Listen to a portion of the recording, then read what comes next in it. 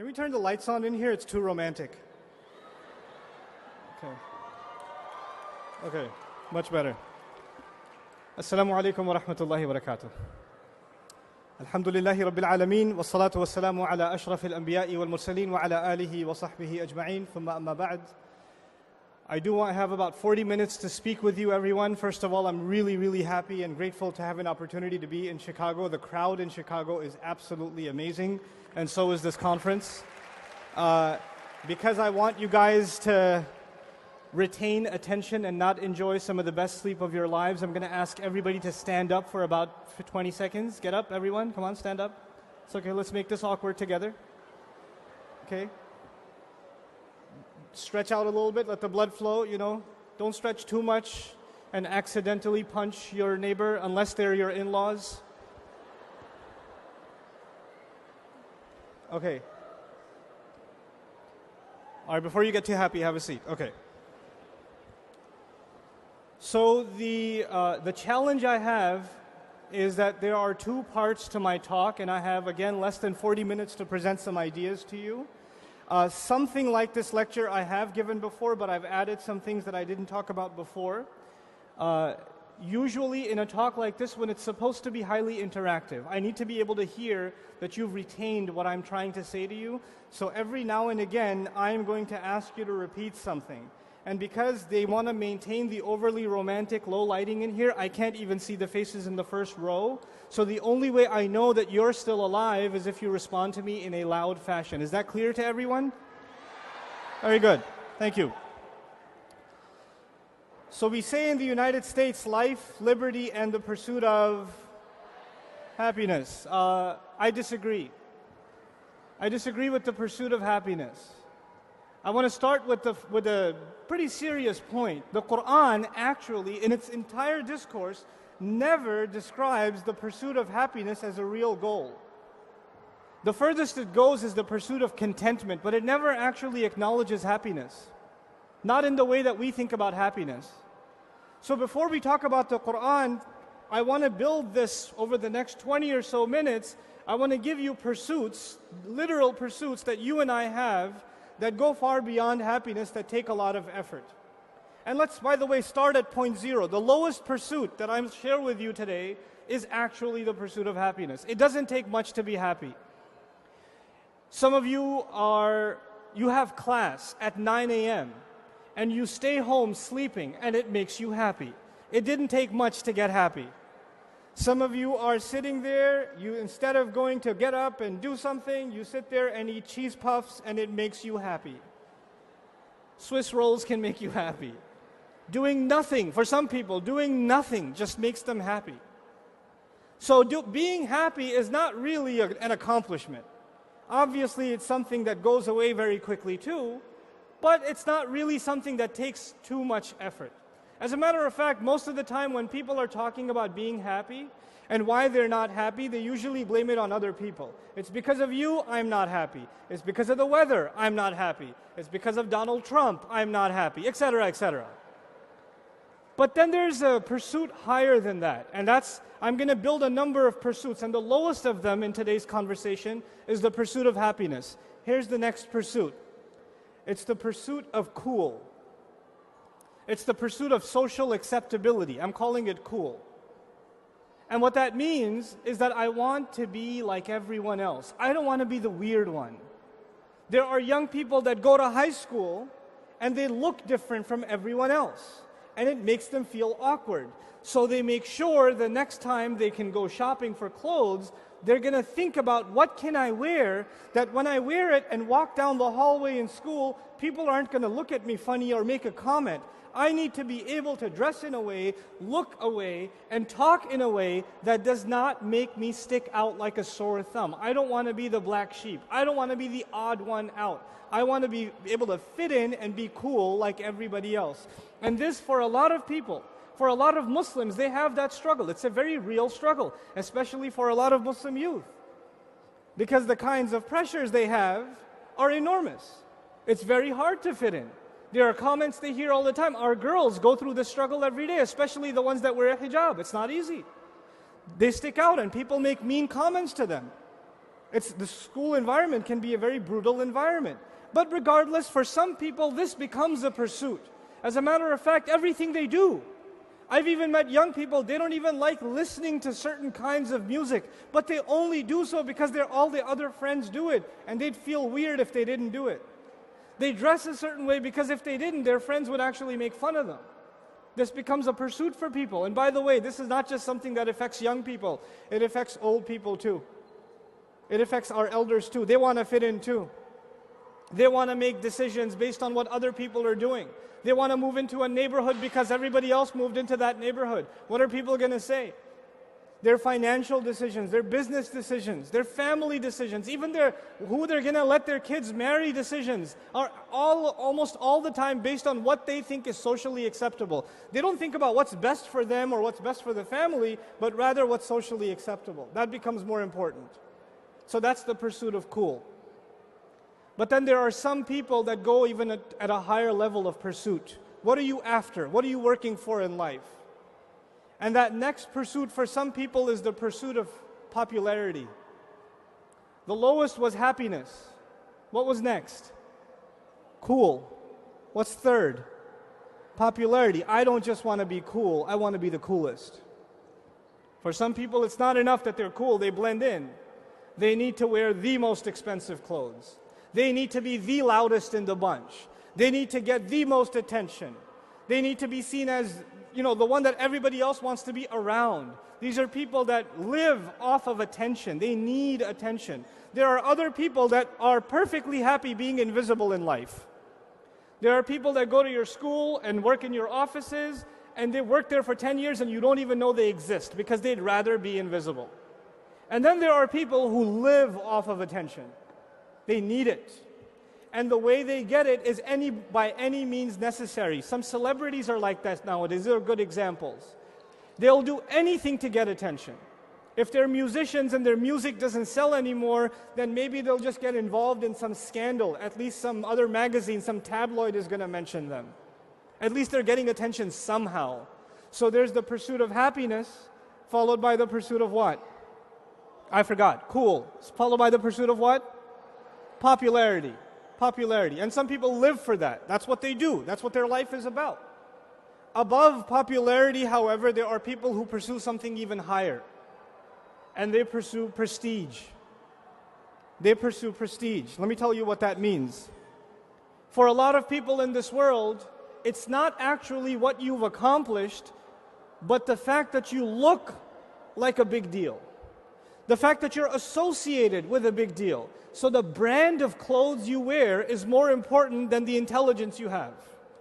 The words you have to say, the work you've actually done. The kind of car you drive becomes really important. So for some of you whose families are not doing so well financially, and your dad drives a 1988 Buick something, you'd rather be dropped off 4 blocks before your school. Because you can't be associated with a beater. If it was a BMW, if it was a Mercedes, if it was, it was something worth showing off, then you'd be dropped off at the front of the school. There are people who love telling you which college they go to. By the way, I'm asking for directions to the airport. The guy says, by the way, I went to Harvard. Thanks, but where's the airport?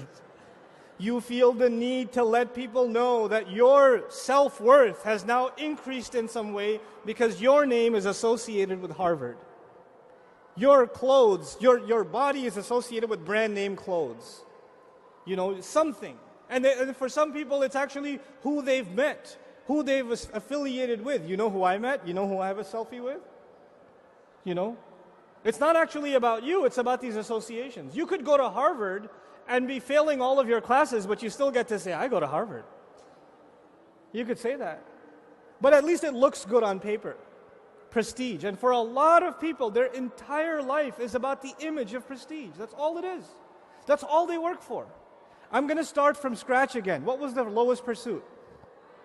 Happiness. What was above that? Cool. What was the third? Popularity. And above it is what? Prestige. Some of you, your parents have ingrained in you that you must graduate out of med school because unless you're a doctor, you will have no prestige in society. Nobody will want to marry you. And until you do this, you will have absolutely no prestige. Some of you are working and you rent an apartment and your parents are saying until you buy a house in a mortgage that is far beyond anything you can make economic sense of, until you own a house, you have no prestige. Anybody who has any respect owns a house at least. And out of prestige, people put themselves in social difficulty, psychological difficulty, economic difficulty, spiritual difficulty, just out of prestige. But then there are people who pursue even higher. We've made a list of quite a few things, but we're going to keep going. There are people whose lives are dedicated beyond prestige to one thing and one thing only. الَّذِي جَمَعَ مَالًا وَعَدَّدَهُ, money. They don't care about prestige. They don't care about looking cool. They don't care about being popular. They don't care about happiness. They don't care about anything. All they care about is what? Money. And these people are good at making money. They wear smelly, dirty t-shirts. They look like they're homeless, but they're making 30 grand a day. They know how to make money. And they're driving like the ugliest car. They don't spend it on anything. If you look at them, if you met them, you would not know that they are worth millions of dollars, but they are. Because these people are focused. They know that that happiness or cool or popularity or prestige isn't worth it. The real deal is how you make money. And these people are smart and they work hard. They work hard. These are rigorous people. They know how to get the job done. They know how to make that money. They live a miserable life too, by the way. Because they spend all of that energy, and they have a God-given gift. Maybe they're entrepreneurs or they're really good at their career, and they know how to get those promotions. They exhaust every bit of their energy in this direction, and they leave behind a family that's been abandoned. They don't have much in terms of friends. They don't really even take care of their own health. They are miserable in every other aspect of life. The only time you see them come alive is when there's talk about the business, when there's talk about the next investment, when there's talk about moving the career further. That's all they pursue. So that's money. I forgot the list. What was the first one?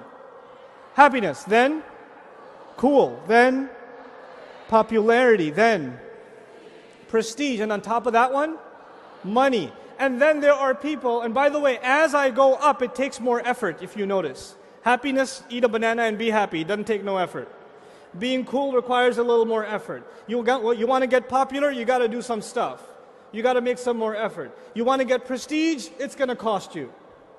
You want to get to make money, you're going to put a lot of work in. You understand? As we go higher up, it takes more and more grit, more and more work, more and more effort on your part. Now the pursuit above that is actually pretty amazing. It's the pursuit of excellence. It's the pursuit of excellence. There are people among the audience here that are wired that way. They don't care about money or anything else I just mentioned. All they care about is being number one. They don't want to just pass the class. They want to be the highest grade. They don't want to graduate. They want to be the valedictorian. They don't want to be the basketball player that made the team. They want to be the MVP. And these people are never satisfied. They're never satisfied. They could get 100 on every exam and they're still like, I need to do more. I'm not doing enough. They could be winning they could be an athlete and they are ahead of their entire team. They've broken every record and they still don't take a rest because they're constantly fighting not against an opponent but against themselves. They're constantly looking to say to themselves, I haven't done enough. I haven't pushed enough. I haven't gone far enough. And these are some incredible people in the world. These are people, you'll find these people athletes. You'll find them, some of these are entrepreneurs and scientists. Some of these people are researchers. Some of these people are activists, community activists. But they have one thing in common. This grit. They're constantly pushing themselves further. They're not like if they were in a race and they were ahead of everybody else by 100 feet, they wouldn't slow down. They wouldn't say, well, at least I'm winning. No, I've got to beat my own record. That's how these people think. They are in pursuit of what? Excellence. And these are very few people in the world. Most of us, when we get to a passing grade, we're like, Most of us, if we're doing okay, if we got a B, you would be happy. These guys, they would be crying if they got an A. You met some of these psychos in school. They get a 99 and cry about it. You met those people? You want to slap them across the face so hard. You got a 75 and you went to Umrah to thank Allah. But these people, got a 99. And they're like, how did I make that 1 point mistake? And then they're arguing with the teacher for extra credit, and you just want to run them over after the school day is done. Right? That's what you want to do with them. But you understand they're wired differently. They're not like you and me. They're different. This was the pursuit of excellence. I'm going to make sure you guys know this list, so let's start over again. The lowest pursuit is that of happiness, followed by cool, followed by popularity, followed by prestige, followed by, but that's not the end. There are people that aren't, even being excellent isn't enough, because excellence is actually just about yourself. That's still just about yourself. You want to be better than anybody else and yourself. You want to crush your own record. It's still focused on you. Then there are people that say life is bigger than just aspirations that I have for myself.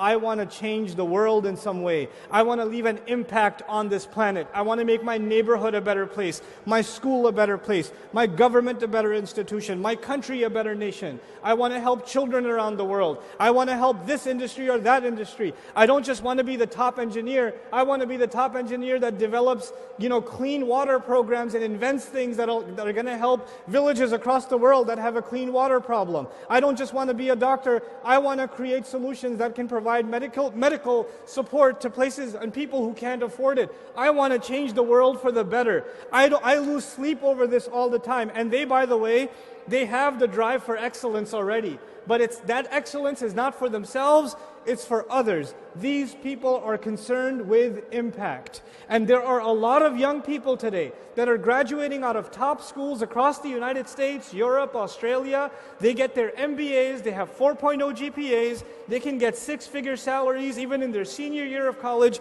and they turn it down because they want to work for a nonprofit for not even half the salary. Because what drives them is not money, it's not even excellence. What drives them is what? Impact. What drives them is impact. And by the way, people that are driven by impact are very few people in the world. Most people just want to think about themselves. Most people just want to think about their own. And just be, so long as they can be happy, they're fine. Actually, most people are just at the level of happy. If I have my lunch and dinner, I'm happy, I'm good. I don't need anything else.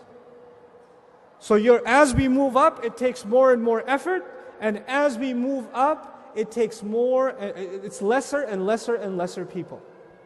This was the first part of my talk, this pursuit. One last time, I'm going to annoy you one last time. I promise I won't do this again. The lowest pursuit is happiness. Doesn't take much effort. Some people want to blend in, and they are in the pursuit of what? Cool. Beyond that, some people want to get beyond cool and get everybody's eyeballs on them. These are the people pursuing what?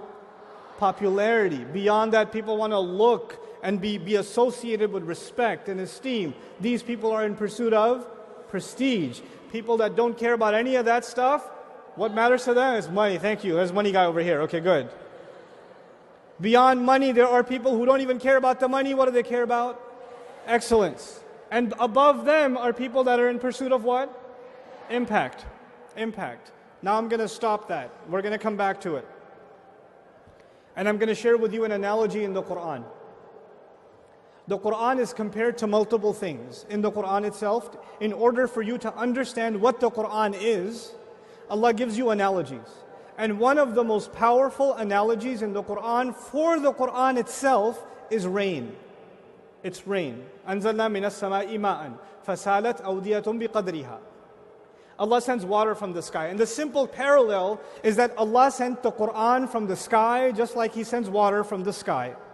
The water that comes from the sky gives life to the earth, the dead earth. Just like the Quran that came down gave life to dead hearts. It brings the hearts back to life. So the parallel is very simple. The Quran is compared to what? To rain, okay? Now, let's think about rain deeply a little bit in the way Allah describes it, because when Allah is describing rain and the effect of rain, what He's also talking about is the Quran and the effect of the Quran. That parallel, once you understand it, then you'll understand that every time Allah is talking about water and what water does, He's actually also talking about the Quran and what the Quran does, what revelation does. Now, one of the descriptions of rain is that it produces vegetation, it produces life. but it doesn't produce the same kind of life. It's the same water that falls all over the earth, but the kinds of fruits and the kinds of trees, the kinds of flowers, the kinds of grass, the kinds of vegetation and shrubs that come out of the earth are all very diverse. All very diverse. As a matter of fact, even the fruits that look the same. Maybe there's an orange tree here, and there's an orange tree somewhere in Southeast Asia. The orange is going to taste different, isn't it? It's not going to be the same. So even though the water is the same, what it produces in fruits and benefits and life is actually very, very, very diverse, isn't it? This is important to understand because the Quran is one and the same. The Quran is one and the same. But the way it inspires you and what it inspires you to do and the good that will come out of you, the way that you're going to blossom and bloom, the fruits that you're going to produce are not like the person sitting next to you. I am standing up here on stage and I've got this mic in front of me and this is what I am capable of doing. But that does not mean that that is the capability Allah gave you. Perhaps you are a different kind of tree, a different kind of shrub, a different kind of plant. There's not one thing to do for Islam. There are countless numbers of things to do for Islam. The earth, all of the earth needs water. And all of it will produce vegetation. And all of that vegetation and all of that produce has its own purpose. Think about that and understand that every one of you has unique potential. And your life is going to be a life, if you understand the analogy of the Quran, plants have an impact, don't they? Plants have a positive impact on their environment. Not only are they releasing oxygen, they're also providing food for the environment around them. They're sustaining the entire ecosystem, aren't they? So they are fed by the water, and now they are the means by which the earth is fed.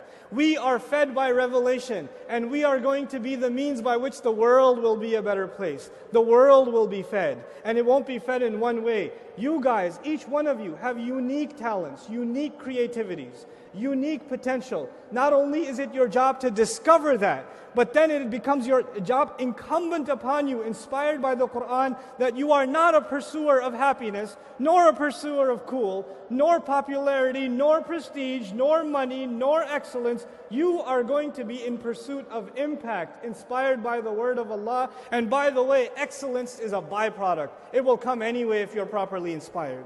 And money, Allah will throw it in your hands. You won't even have to ask for it. The rizq will come and it will come pouring down.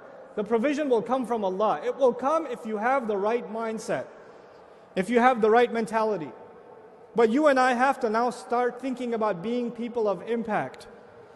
You guys, so many of you are going to high school and college. What do you want to do? I don't know. What are you going to major in? I'm thinking about accounting, but I don't like math. Pursuit of stupid. Have some direction, for God's sake.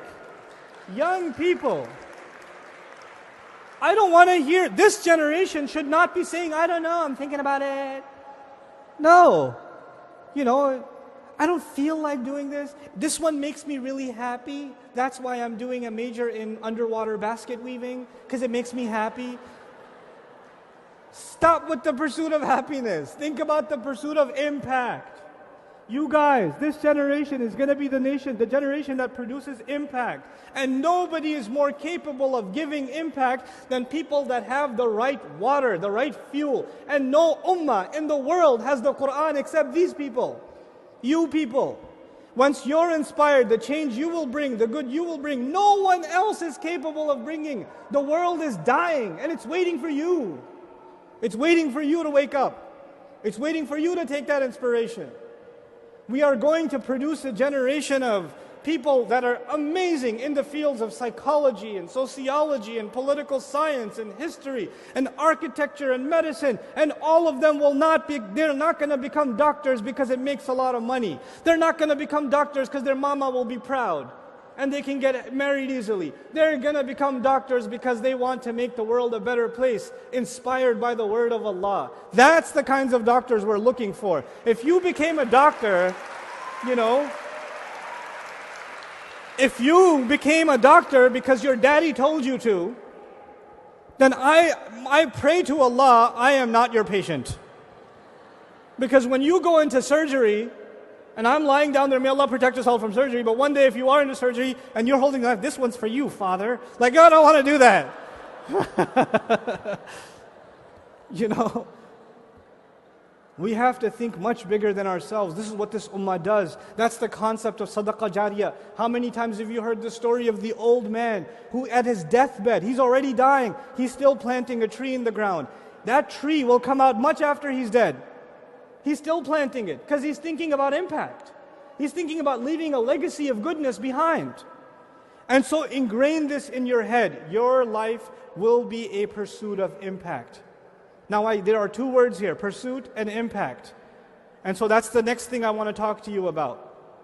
When I come up here and speak, alhamdulillah, thumma alhamdulillah, with the blessing of Allah and the incredible organization of this of Masikna and what they've done here, there are so many people in the audience, and somebody says, I want to have impact too. I'm going to give a lecture. And 2 people showed up.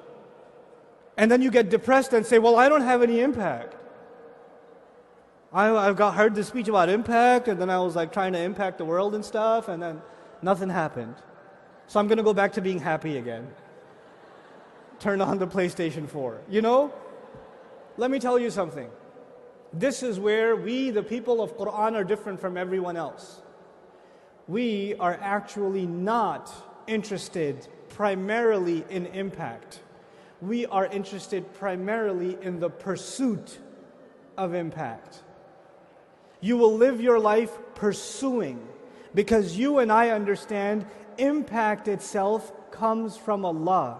The effort comes from you, but the result comes from Allah. Nuh alayhi salam, his entire life is pursuit. But if you study his progress, how many people actually listened to him? How many people was he actually? If there was a progress report at the end of every year for Nuh alayhi salam, how many converts did we get this year? Let's put a chart here. Instead of going this way, it's flat for like centuries.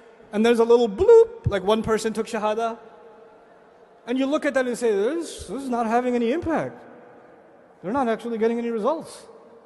Maybe this isn't worth doing. No. You aren't inspired to create impact because you know impact actually never comes from you. You're inspired to create or to give your life to what? The pursuit. And once your pursuit is genuine and it is sincere and it is filled with the right kind of love of Allah, then Allah will give it impact that you can't even imagine. You can't even imagine. It's beyond you. It is beyond you. There are 2 examples I want to give you and I'm done. I don't want to make this a prolonged lecture. This is going to be a record. I'm going to finish before the allotted time. Okay?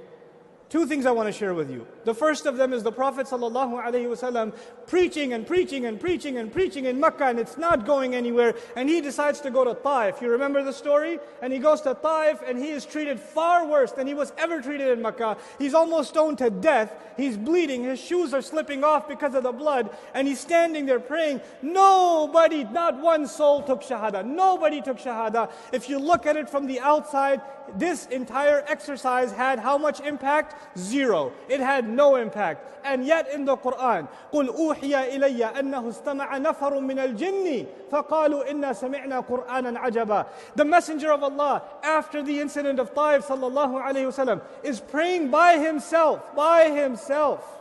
And a group of jinn passed by, and they all took shahada. And not only did they take shahada, they became preachers for Islam and converted countless other jinn to Islam. The Prophet ﷺ did not see any impact with his eyes, so Allah told him there was impact in the world of the unseen. That's not up to you, that's up to Allah.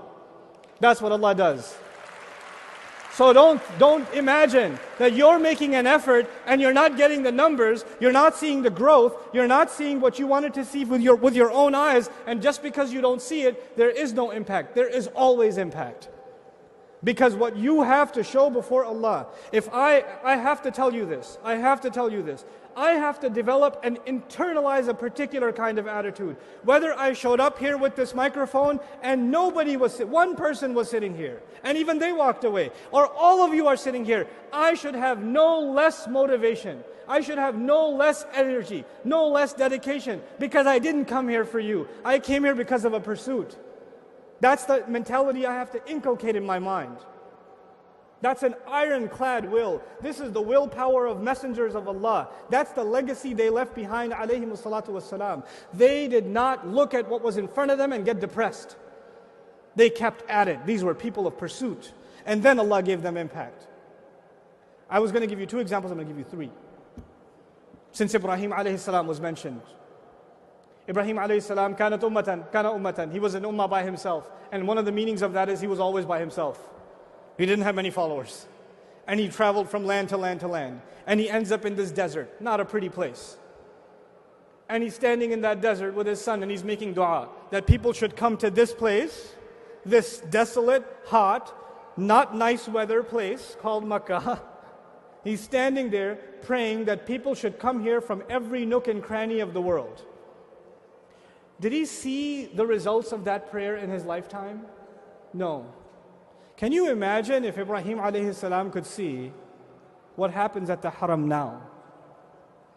There's not a continent left on this earth where there isn't a believer facing that same direction. And even if he's not physically at the house of Allah, his heart is there, her heart is there. And that is the impact of someone who made the right pursuit and asked Allah genuinely. That one dua, and we are still the answer of the dua of Ibrahim alayhi salam. Here's my last example, particularly dedicated to the youth and what your lives are supposed to mean. I have talked about this example countless times, but I don't care. I don't get tired of it. I don't get tired of it. And I'm not interested in always telling you new things. The messengers came and they used to say the same thing over and over again, and they didn't say, what new speech am I going to give today? They didn't think like that. A reminder is exactly that, something that's already been said before. It doesn't matter. فَذَكِّرْ إِن نَفَعَتِ الذِّكْرَى. Reminder has its own benefit. Even if you've heard something before, hearing it again has a new benefit. And hearing it again tomorrow will have a new benefit again. So you don't just say, I already heard this, I got this. No. Our hearts need it again. Our hearts need to be replenished. It's different from our minds. You can't say, I drank water yesterday, I don't need it today. That's why Quran is compared to the rain. It already rained last year, we don't need it anymore. No, you do. It's the same drops, yes they are. But you need them to sustain yourselves. I'm going to share one thing with you from the story of the young men of the cave. These young men have no resources, they have no education, they have no Islamic education, they don't even have a messenger with them. Nothing. They don't have exhaustive knowledge. And they are now in a very bad place. They are inside a cave. A cave is not a comfortable place. A cave is not a comfortable place. Especially out in the wilderness, there's danger of animals, snakes, predators, whatever else. They're inside that cave, and you know Allah put them to sleep, yeah? The way Allah speaks is important to note. Allah could have said, they remained in the shade. They remained in the shade. What that would mean, everybody would understand, even if the sun came up or sun came down, that they were still in such an angle that the sunbeams never hit them. And the easy way to say it, خَيْرُ الْكَلَامِ مَا قَلَّ وَدَلَّ, is, they remained in the dhil. بَقَوْا فِي الظِّلِّ. They remained in the shade. But Allah doesn't say that. He says, وَتَرَى الشَّمْسَ إِذَا طَلَعَتْ تَزَاوَرُ عَنْ كَهْفِهِمْ ذَاتَ الْيَمِينِ وَإِذَا غَرَبَتْ تَقْرِضُهُمْ ذَاتَ الشِّمَالِ وَهُمْ فِي فَجْوَةٍ مِّنْهُ كَلَامٌ طَوِيلٌ. Allah elaborates. You will see the sun as it comes up. It deviates just around them to the right. And when it comes up, when it's setting down, it cuts across them. It doesn't hit them. It lends them a favor to the left, while they are in a wide open space right in between. Why did Allah depict this way? Because the language is making it very clear the sun was supposed to hit them very directly, but Allah Azza wa Jal, instead of describing them in the shade, Allah moved the rays of the sun around them so they could stay comfy. And the sun would come up and the sun would go down. When people pursue Allah, when people pursue only impact in the akhirah, then Allah will make the sun submit to the service of people that are asleep. They're sleeping and Allah is serving them. The world around you will come at your service. There are people that are running after the world. But when you come to the service of Allah and you truly pursue impact inspired by the word of Allah, let me tell you something. The world, the sun, the moon, the earth, the skies, the seas, they will be at your service. Allah will submit all of this creation for you. خَلَقَ لَكُمْ مَا فِي الْأَرْضِ جَمِيعًا, in its true meaning. These people had no money, no resources, and look at what Allah will do for them. And if Allah can do that for youth then, who were not prophets, who were not Sahaba, who were not knowledgeable in revelation, they didn't have any of that. You know what that means? They are no different from the youth today. There's a reason the Prophet told us sallallahu alaihi wasallam to recite Surah Al-Kahf and when times get tough. There's a reason to remind ourselves of a time when there will be young people who will say, we have absolutely no resources, nobody's coming to our aid, we don't know how to make any impact, and yet Allah will give them, He'll give them aid from where they couldn't even imagine. مِنْ حَيْثُ لَا يَحْتَسِبْ. He'll provide from where you can't even imagine. This is the generation that will relive the legacy of the young people of the cave. You are the people. This is what we have to rise to young people. You guys, your lives need to mean a lot more than just the next movie that's coming out. Every tweet, every Facebook post, every Snapchat about one frivolous thing or the next. I'm not going to tell you it's haram. I'm just going to tell you your life means a lot more than that stuff. I'm not here to give you a fatwa. Your life is so much bigger. It's so much bigger, man. You got big things to do. Learn to think big. Learn to think Allah has given you the honor. So many people in the world that don't have La ilaha illallah. You do. Huwa ijtabakum. Allah says, Huwa ijtabakum. This is the last thing. I'm still going to be ahead of time, I promise. Watch. He is the one who selected you.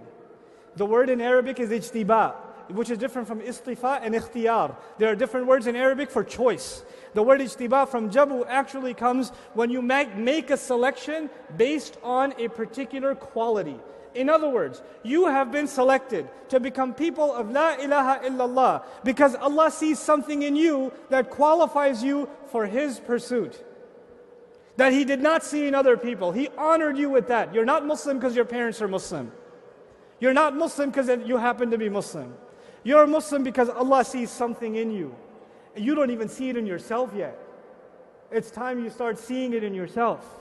It's time you start expecting more from yourself. لا يكلف الله نفسا إلا وسعها. The second meaning of that ayah is Allah did not burden anyone except with their own potential. Learn to exhaust your own potential. Recognize what you're capable of. Don't sell yourself short. This ummah is not about mediocrity. It is about pushing the boundaries of what more and more and more we can pursue. May Allah Azza wa Jal make this the generation of impact that makes my generation and the previous generations jealous of what you were able to accomplish. I still have 5 seconds. Assalamu alaikum wa rahmatullahi wa barakatuh.